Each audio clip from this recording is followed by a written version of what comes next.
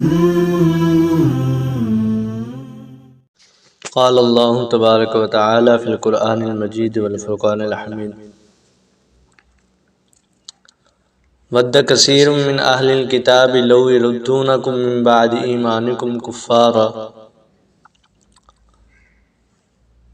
صدق اللہ العظیم و صدق رسولہ النبی الکریم۔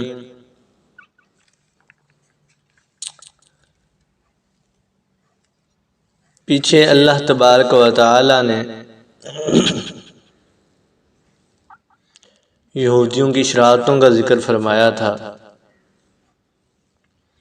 اس آیت میں اللہ تبارک و تعالی ان کی حسد اور ان کی ذلت جو تھی اس کو بیان فرما رہے ہیں۔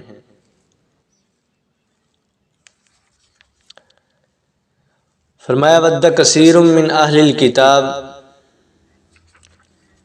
یہاں اہل کتاب سے مراد وہ لوگ ہیں جو کسی آسمانی کتاب کو مانتے ہیں، جیسے یہود تورات کو ماننے کا دعویٰ کرتے ہیں اور نصارہ انجیل کو ماننے کا دعویٰ کرتے ہیں اور صابی زبور کو ماننے کا مدعی ہیں۔ اگرچہ محض ان کا دعویٰ ہی دعویٰ ہے، اپنی کتابوں پر چلنے اور عمل کرنے کے لیے تیار نہیں، کیونکہ اگر اپنی کتابوں پر یہ عمل کرتے تو آخری پیغمبر سرکار دو جہاں تاجدار مدینہ صلی اللہ علیہ وسلم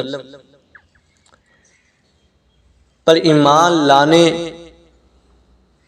کی ان کو بشارتیں اپنی ہی کتابوں کے اندر ملتی ہیں، اور تمام کی تمام حضرت محمد صلی اللہ علیہ وسلم کے وجود میں ان کی صفات کے اندر وہ جو بشارتیں تھیں، جو ان کی نشانیاں تھیں، وہ تمام کی تمام موجود تھیں، لیکن ضد کی وجہ سے مانتے نہیں تھے، اور اس لیے اپنی کتابوں کے اوپر بھی دعویٰ کرتے تھے، ان کو بھی نہیں مانتے تھے کتابوں کو۔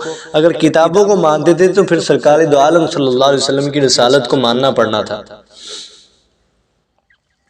تو اللہ تبارک تعالیٰ نے فرمایا ود کثیر من اہل الکتاب، پسند کیا بہت سے لوگوں نے اہل کتاب میں سے۔ یہ کثیر کا لفظ اس لیے فرمایا کہ یہود و نصارہ میں سے کچھ بڑے نیک دل تھے اور وہ مسلمان ہو چکے تھے، جیسے حضرت عبداللہ بن سلام رضی اللہ تعالیٰ عنہ، حضرت ثعلبہ رضی اللہ تعالیٰ عنہ، یہ پہلے یہودی تھے، اور تمیم داری اور مشہور سخی حاتم طائی کے بیٹے حضرت عدی بن حاتم رضی اللہ عنہما، یہ پہلے عیسائی تھے، اور ان جیسے کچھ اور حضرات، لیکن اکثریت دوسری طرف ہی رہی۔ اس لیے فرمایا کہ اہل کتاب کی اکثریت چاہتی ہے لو یردونکم من بعد ایمانکم کفارا، اس بات کو کہ وہ لوٹا دیں تمہیں تمہارے مومن ہونے کے بعد کفر کی طرف، یعنی مسلمانوں کے دلوں میں ایسے شبہات پیدا کرتے ہیں اور منصوبے بناتے ہیں کہ وہ ایمان چھوڑ کر کافر ہو جائیں جیسے پہلے کافر تھے۔ اس طرح کیوں کرتے ہیں؟ فرمایا حسدا من عند انفسہم، اپنے نفسوں میں حسد کرتے ہوئے کہ یہ فضیلت ان کو کیوں ملی ہے۔ من بعد ما تبین لہم الحق، بعد اس کے کہ ظاہر ہو چکا ہے ان کے لیے حق کہ وہ پیغمبر آخر الزمان سرکار دو جہاں تاجدار مدینہ صلی اللہ علیہ وسلم جنہوں نے آنا تھا یہ وہی ہیں، کیونکہ ان کی کتابوں میں آخری پیغمبر کی نشانیاں موجود تھیں اور تمام کی تمام حضرت محمد صلی اللہ علیہ وسلم میں موجود تھیں، اور یہ ان ساری باتوں کو سمجھتے اور جانتے تھے، مگر ضد کی وجہ سے مانتے نہیں تھے، اور ضد کا ویسے بھی دنیا میں علاج نہیں ہے۔ ابو جہل بھی ضد کی وجہ سے ایمان نہیں لایا، ورنہ آپ صلی اللہ علیہ وسلم کی نبوت کی نشانیاں اس پر بھی واضح تھیں، اور سیرت کی کتابوں میں یہ موجود ہے کہ سرکار دو عالم صلی اللہ علیہ وسلم مسجد حرام میں تشریف فرما تھے، تو آپ صلی اللہ علیہ وسلم کے مجلس میں صحابہ کرام رضوان اللہ علیہم اجمعین کے علاوہ کچھ اور لوگ بھی موجود تھے۔ تو ابو جہل آیا اور اس نے کنکریوں کی مٹھی بھری ہوئی تھی، کہنے لگا کہ اگر آپ یعنی سرکار مدینہ صلی اللہ علیہ وسلم نبی ہیں تو بتائیں میری مٹھی میں کیا ہے۔ تو سرکار دو عالم صلی اللہ علیہ وسلم نے فرمایا چچا جی، اگر مٹھی والی چیز خود بول پڑے تو کیا ہوگا؟ فرمایا پھر تو سونے بے سہاگا۔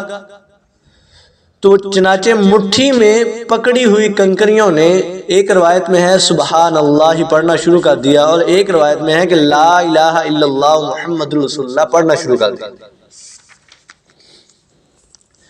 ابو جہل نے کنکریاں پھینک دی اور ان سے کہا کہ تم بھی اس کی طرفدار ہو گئی ہو، اب بتاؤ ایسی ضد کا بھی دنیا میں کوئی علاج ہے؟ آگے فرمایا فاعفو واصفحوا، پس معاف کر دو اور درگزر کرو۔ فاعفو کا معنی ہے کہ تم ان کو سزا نہ دو، اور واصفحوا کا معنی ہے کہ ان کی ملامت نہ کرو، اس لیے کہ انہوں نے وہی کرنا ہے جو ان کے دل میں ہے۔ عربی کا مقولہ بھی مشہور ہے کل اناء یترشح بما فیہ، کہ ہر برتن سے وہی نکلتا ہے جو اس میں ہوتا ہے۔ پانی ہے تو پانی ہی نکلے گا، دودھ ہے تو دودھ ہی نکلے گا۔ اسی طرح ان کے دلوں میں تمہارے خلاف بغض اور حسد بھرا ہوا ہے، جس کی وجہ سے تمہارے خلاف منصوبے بناتے ہیں۔ تم اپنا وقت ضائع نہ کرو، بلکہ حتیٰ یأتی اللہ بامرہ، یہاں تک کہ لائے اللہ تبارک و تعالیٰ اپنا حکم، یعنی اللہ تعالیٰ تمہیں ان کے خلاف لڑنے کا حکم دے۔ ان اللہ علی کل شیء قدیر، بے شک اللہ تعالیٰ ہر چیز پر قادر ہیں۔ اللہ تبارک و تعالیٰ سے دعا ہے کہ اللہ تبارک و تعالیٰ ہمیں عمل کرنے کی توفیق عطا فرمائے۔ وما علینا الا البلاغ۔